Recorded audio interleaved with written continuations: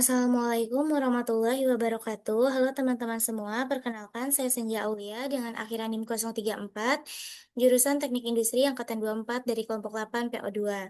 Di sini saya akan menjelaskan mengenai tugas mingguan tutorial penelitian operasional 2, modul 2 tentang Network Analysis dengan menggunakan software RStudio dan POM-QM. Baik, di sini terdapat soal untuk shift 2, yaitu yang pertama, berikut ini merupakan rute yang tersedia untuk penyedia layanan pengiriman barang PT Avalion Express, jarak dalam satuan kilometer.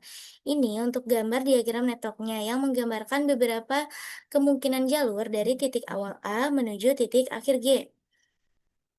Nah, tentukan rute terpendek yang dapat dilalui dari kota A ke kota G. Nah, sebelum kita menyelesaikan soal nomor satu ini, kita tentukan dulu soal nomor satu ini termasuk model jaringan jenis apa. Pada jaringan tersebut, setiap panah menunjukkan arah perjalanan yang hanya satu arah atau directed dari satu titik ke titik lain. Selain itu, setiap panah memiliki bobot berupa jarak kilometer yang menunjukkan jarak antar titik. Dalam kondisi seperti ini, tujuan analisis adalah menentukan rute dari titik awal A ke titik tujuan G dengan total jarak paling kecil melalui arah panah yang telah ditentukan. Nah, sehingga jaringan tersebut sesuai dengan karakteristik model jalur terpendek.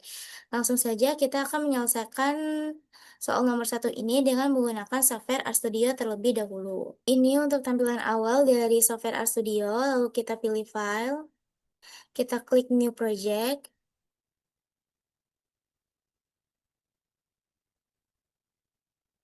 Di sini kita pilih yang existing directory.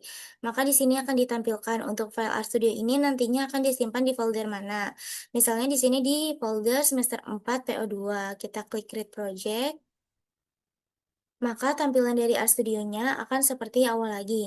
Nah, untuk dapat menuliskan codingannya, di sini kita klik add script.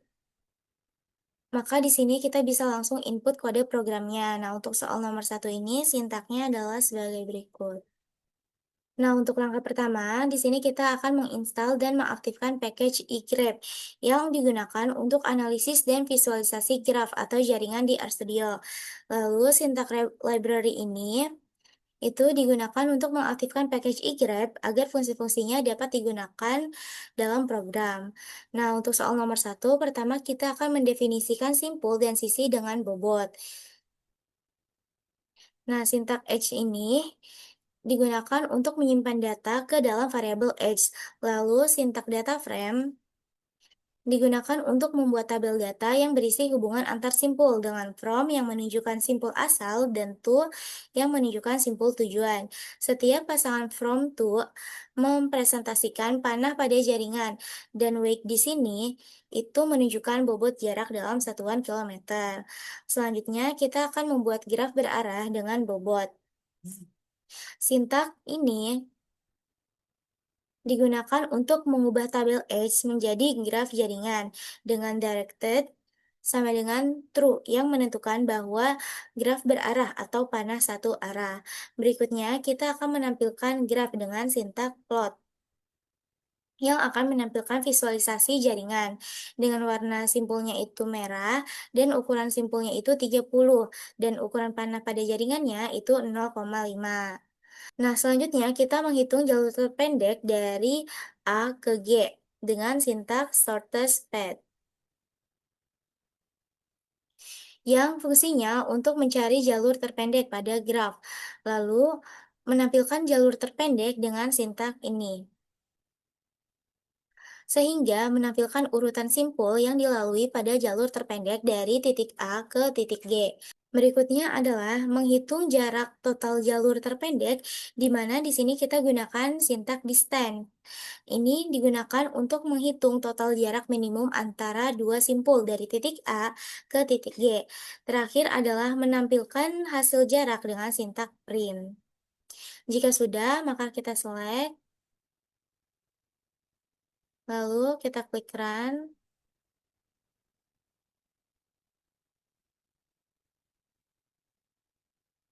Nah, maka diperoleh hasil yang menunjukkan bahwa jalur terpendek dari titik A ke titik G adalah melalui A, lalu ke C, lalu ke F, dan yang terakhir ke G, yang mencari rute dengan total bobot atau jarak paling kecil pada graf berarah dengan total jarak minimum dari titik A ke titik G adalah sebesar 13 kilometer.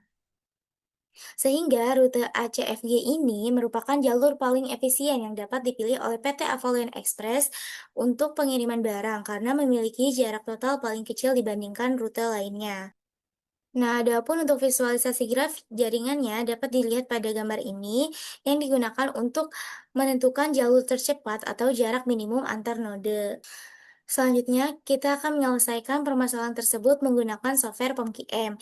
Ini untuk tampilan awal dari software POMQM, lalu kita pilih modul pada bagian atas, kita pilih yang networks, klik new, dan kita pilih yang shortest route karena ini akan menentukan jalur terpendek.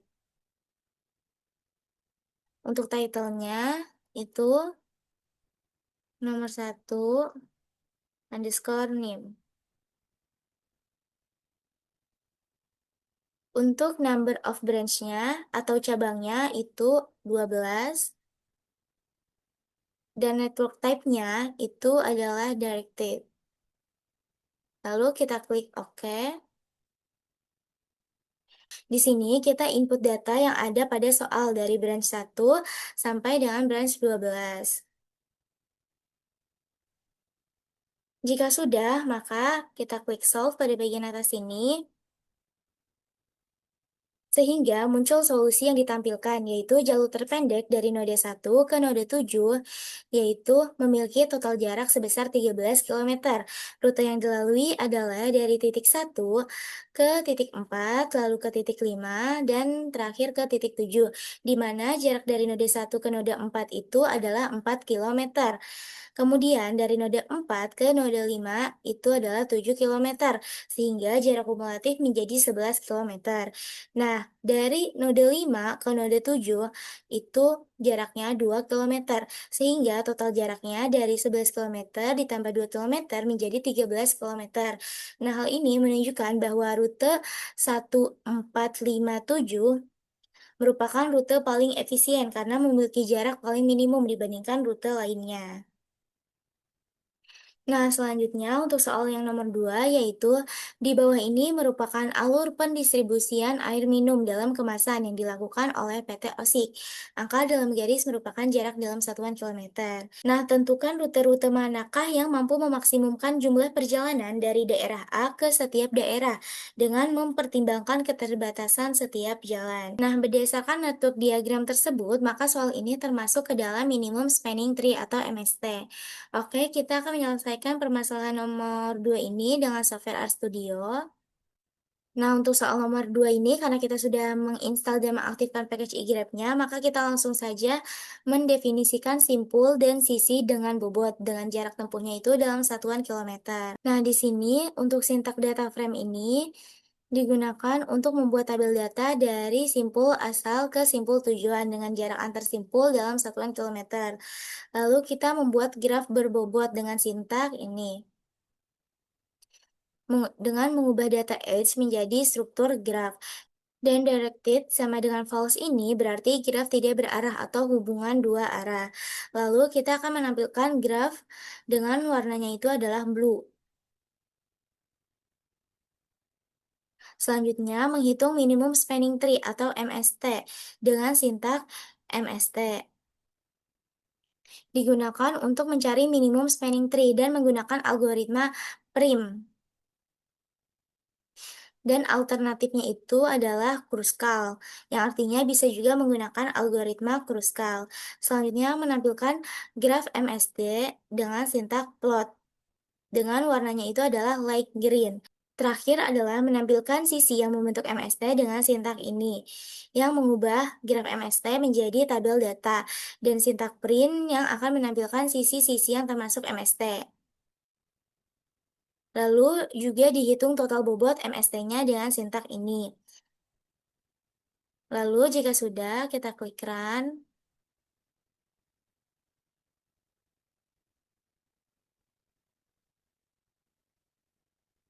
Sehingga diperoleh hasilnya bahwa sisi-sisi yang terpilih dalam minimum spanning tree atau MST dari graf yaitu dari titik A ke titik B dengan jaraknya 6 kilometer, dari titik A ke titik C dengan jarak 5 kilometer, dari titik B ke titik D dengan jarak 9 kilometer, dari titik D ke titik E dengan jarak 5 kilometer, dari titik D ke F dengan jarak 9 kilometer, dan terakhir dari titik F ke titik G dengan jarak 2 kilometer. Sisi-sisi tersebut merupakan jalur yang dipilih oleh algoritma prim untuk menghubungkan seluruh simpul tanpa membentuk siklus dengan bobot sekecil mungkin. Nah, karena terdapat 7 simpul, maka MST terdiri dari 6 sisi dengan total bobotnya yaitu 36 kilometer, yang berarti jarak minimum yang dibutuhkan untuk menghubungkan seluruh simpul dengan jaringan adalah 36 kilometer. Sehingga jaringan yang terbentuk merupakan jalur yang paling efisien. Nah, di sini untuk visualisasinya, pertama di sini untuk graf ini, itu tuh adalah graf awal sebelum dilakukan perhitungan minimum spanning tree atau MST, yang menunjukkan seluruh kemungkinan jalur yang tersedia sebelum dilakukannya perhitungan. Nah, setelah dilakukan perhitungan dengan algoritma prim, sehingga hasilnya yang diperoleh adalah ini, yang menunjukkan minimum spanning tree dari jaringan yang terdiri dari simpul A, B, C, D, E, F, dan ke G. Baik, selanjutnya kita akan menyelesaikan soal nomor 2 dengan menggunakan PubGM. Kita klik modul, pilih yang networks, lalu klik new, dan pilih yang minimum spanning tree. Untuk title-nya itu 02 NIM. Untuk number of branch-nya atau cabangnya itu 12. Lalu kita klik OK. Nah, lalu kita input data yang ada pada gambar di soal ke dalam tabel ini. Jika sudah, maka kita klik solve pada bagian atas ini. Nah, berdasarkan hasil perhitungan minimum spanning tree atau MST, diperoleh beberapa cabang yang dipilih untuk menghubungkan seluruh node dengan total jarak minimum. Cabang yang memiliki tanda Y pada kolom include ini itu artinya jalur yang dipilih, yaitu dari titik 1 ke titik 2 dengan jarak 6 kilometer, titik 1 ke 3 jarak 5 kilometer, titik 2 ke 4 jarak 9 kilometer, titik 4 ke 5 jarak 5 kilometer, titik 4 ke 6 jarak 9 kilometer, dan yang terakhir titik 6 ke 7 jaraknya 2 kilometer. Nah, jalur-jalur tersebut menghubungkan semua node tanpa membentuk siklus dengan total jarak minimum, yaitu sebesar 36 kilometer. Baik teman-teman, itu dia penjelasan mengenai study case yang ada dengan menggunakan dua software yaitu RStudio dan PomGM. Di mana untuk soal nomor satu ini diperoleh bahwa jalur terpendek dari titik A ke titik G itu totalnya adalah 13 kilometer. Sementara untuk nomor 2 dengan menggunakan minimum spanning tree itu diperoleh bahwa total jaraknya itu sebesar 36 kilometer. Baik, itu dia penjelasan dari saya terkait tugas mingguan tutorial penelitian operasional 2 modul 2 tentang network analysis. Semoga dapat dipahami dan membantu teman-teman semua. Terima kasih. Wassalamualaikum warahmatullahi wabarakatuh.